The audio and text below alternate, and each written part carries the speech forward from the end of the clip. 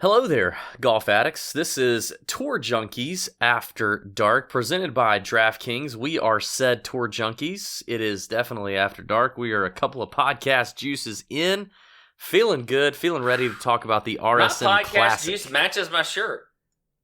Amazing. Absolutely amazing. Mm-hmm. We're ready to talk about the PGA Tour, ready to talk about the RSM Classic, even though most people, all they can think about right now is the NFL. But, you know, while you're sweating your NFL bets and your parlays that you're never going to hit that are worth like 40 to 1, you know, we're just over here hitting 150 to 1 bets, you know what I mean? And sweating triple digit guys. Day long. So, here you go. Exciting news that we want to tell you about before we get into this. We are actually going to be credentialed members of the media at the RSM Classic this week. We'll be there all day Tuesday and Wednesday. We're going to be getting all the insight from caddies, from players that we know that are going to be there. We're going to look at the golf course ourselves. So you're going to want to follow us on social media if you don't already, on Twitter and on Instagram. Our handle is at Tour_Junkies. Don't forget the underscore. You're going to want to follow us because we're going to try to keep you up to date on everything that we know, everything that we've seen, observed from the course and players. And on Wednesday night, going to try and do some sort of Twitter, Periscope, Instagram Live, something before lineup lock and before you lock in your bets. So you're going to want to do that. It's going to be exciting. So check it out.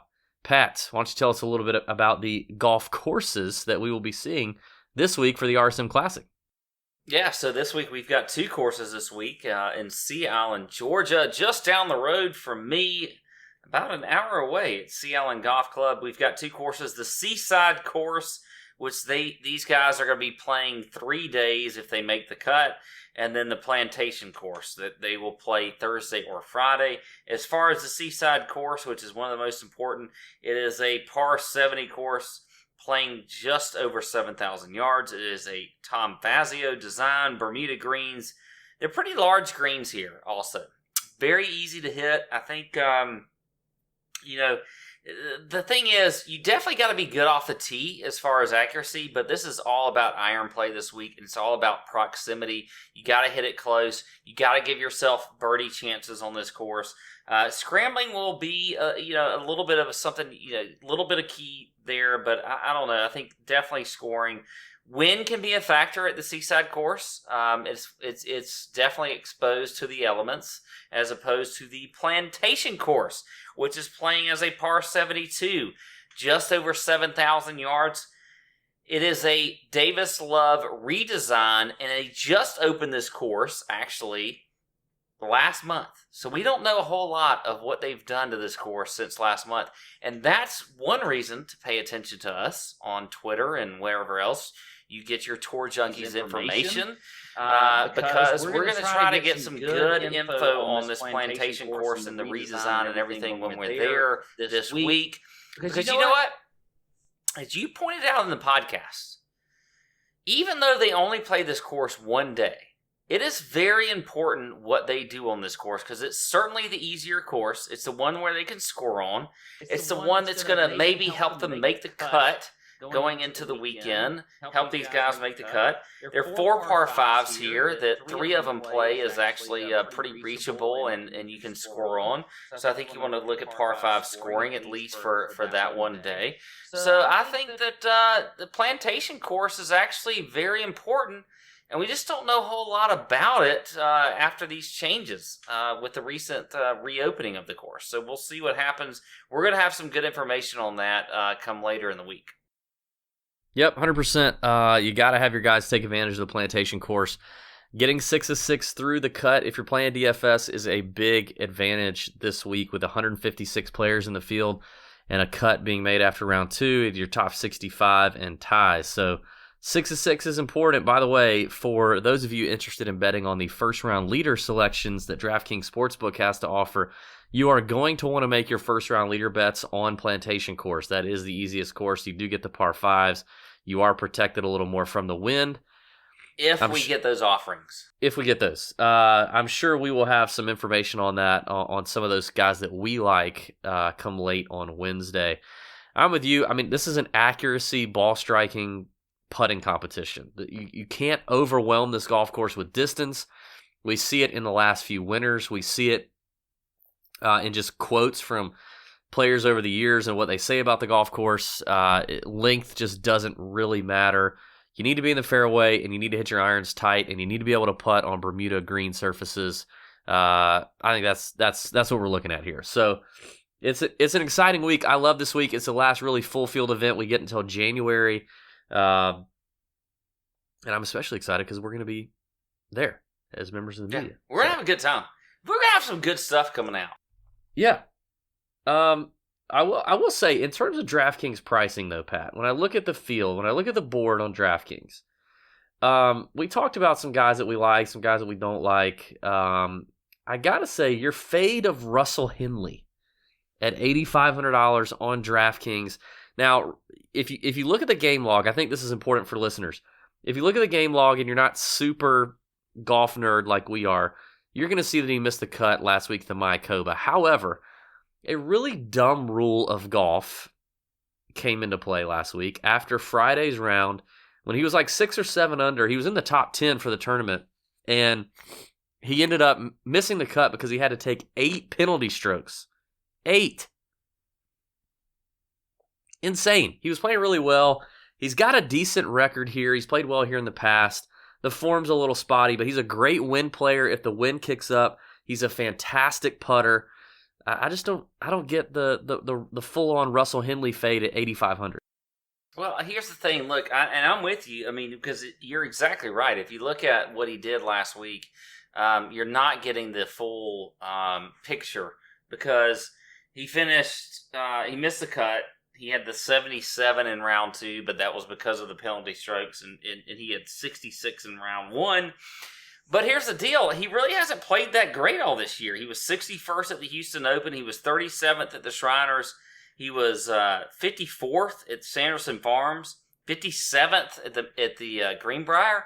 So for a guy that's in that range at 8,500, we still haven't really seen him play all that great this year.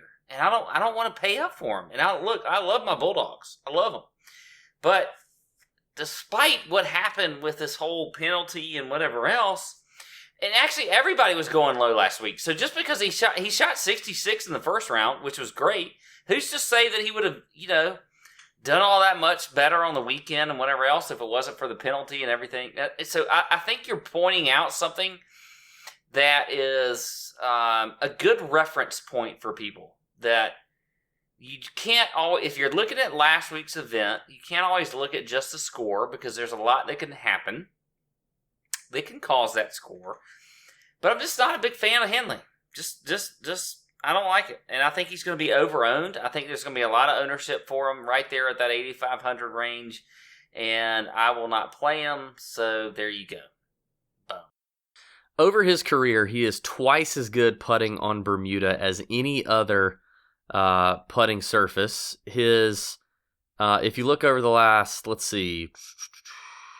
12 rounds, he is 12th in driving accuracy, top third in strokes gained approach, top third in opportunities gained, and he's a tremendous, I've already mentioned what a tremendous putter he is. We know he's a great putter. I mean, we always know he's a great putter. And look, yeah. I'm not trying to sit here and say that. Look, you could argue a lot of ways with this guy. I mean, I love some Henley. I don't want to pay 8,500 for him this week. So it is what it is. For me, I didn't have a whole lot of disagreement with you this week, but I do want to. I think you should talk about the fact that you're fading everybody over 10K because. Yeah. I'm not saying that I don't necessarily disagree with that. I know in this show we like to talk about disagreement and everything else, but I do think it's important for you to explain why you think you just fade everybody over the 10K range. Well, all right, let's start at the bottom. Let's start at Harris English at 10,000. He did have a good week last week. He's had a pretty good fall, swing season, but $10,000 for Harris English. I don't care how weak the field is. You just don't ever do that. That's at the end of the day. That's all this boils down to for Harris English. He's played here. He plays here all the time. His best finish over the last 5 years was in 2016. It was a top 25. You just don't pay 10 grand for Harris English. Charles Howell, one of our buddies, defending champion, great record here. In pretty solid form. I wouldn't hate it if you pay 10-4 for Charles Howell, but this is the first time he's been a defending champ in a long, long, long time. A little additional responsibility there. Just not a big fan. To me, this is just way more about the value. Like, there are guys in the 9K and 8K range I really, really think have just as good a chance of winning this thing as anybody you see here in the top tier. I mean, Webb Simpson's we haven't seen Webb Simpson play since the Shriners, so this is kind of a get back into it kind of event for Webb. And he doesn't really have a great record here to begin with. I mean, he did finish third last year, but before that, it hasn't been great. I don't mind Billy Horschel, but again, $11,000 is tough to pay. I mean, I think Kuchar, you could make a case for Kuchar. It's obviously a course fit for him at 10-6. I think he's a better value than Webb or Billy Horschel above him, but I just don't love the play. I don't love it. I'd rather have Kisner at 9,800. I'd rather have Adam Hadwin, who doesn't have a great record here, but definitely fits the golf course very well at 9,600. I mean, Brendan Todd, who's won back-to-back tournaments, and now he's on another golf course that suits him very, very well with a ton of confidence that he's very familiar with at the RSM. Now, he may be chalky, but I like him. I like a ton of the guys in the 8K range. I don't think you get the value, is what I'm saying. So that's basically my reason for the 10K and above fade.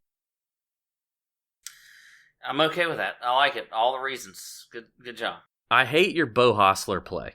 That's you talk about a guy who's only good at putting. I mean, at least Russell Henley can keep the ball in the fairway. He can keep the ball on the planet. Bo Hostler, in the last 12 rounds, 141st in fairways gained. If you go, oh, that's an anomaly. Well, let me tell you about the last 100 rounds. He's 123rd in this field in hitting fairways.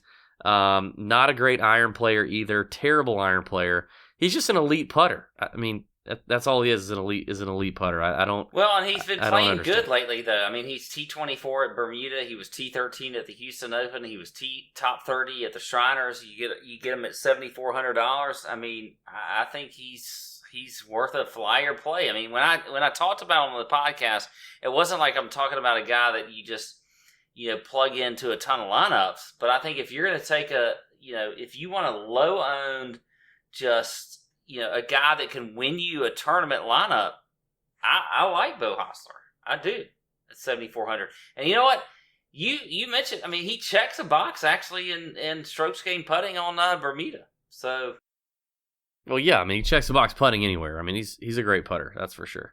So why not take him? I like him. Okay, let's leave the people, because we don't have our DK Sportsbook out right now. We don't have odds out right now, but let's leave the people with some 6,000 priced guys on DraftKings that we're willing to take a stab at. I'll go as low right now. Now, this could change. We'll be on the grounds Tuesday and Wednesday, like we said. We could run across a few players that we might like here. So you're gonna want to watch us on social media. But right now, at 6,400, I'm interested in Scott Brown, who's very familiar with this golf course, very comfortable on this golf course. A couple good showings here in the last 5 years. Loves golf courses where accuracy matters, and you got to hit it. You got to hit it in the fairway. So I'm interested in Scott Brown. I like Jason Duffner this week. Now you're going to see a withdrawal from him at the Mayakoba last week, but it's not an injury. Okay, Mayakoba was washed out on Thursday. He's sitting there, knowing they probably weren't going to play any golf on Thursday, knowing that they were going to have a long weekend.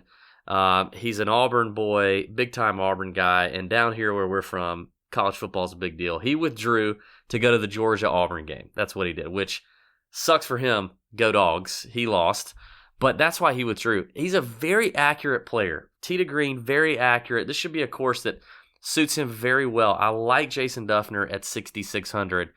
He's another guy I'm kind of looking at.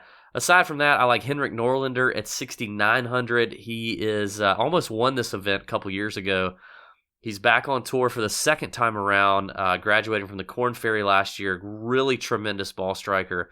This is a great place for him. Played well last week, too. So those are 3 guys in the 6K I kind of like. Well, 2 guys I'm going to say is Luke List at 6,900. I think he's a great play. And then also Stewart Cink, who has Austin Cook's former caddy, Kip Henley, on the bag. Austin Cook won this tournament 2 years ago. And you get Stewart Cink. He's an old guy. I think this is a tournament where old guys can win. Mm-hmm. Old guys, not necessarily win. They can compete. But they can go out. They can outpace their value. I guess you could say. So I like some Stewart Cink at 6,800. He's got a good history here as well. He's been in actually decent recent form. Checks a box on stroke gained approach. Great putter on Bermuda greens. And so there you go. That's all I got. Fantastic stuff. That is Tour Junkies After Dark. We are done for 2019. That is it. We hope to see you again in 2020.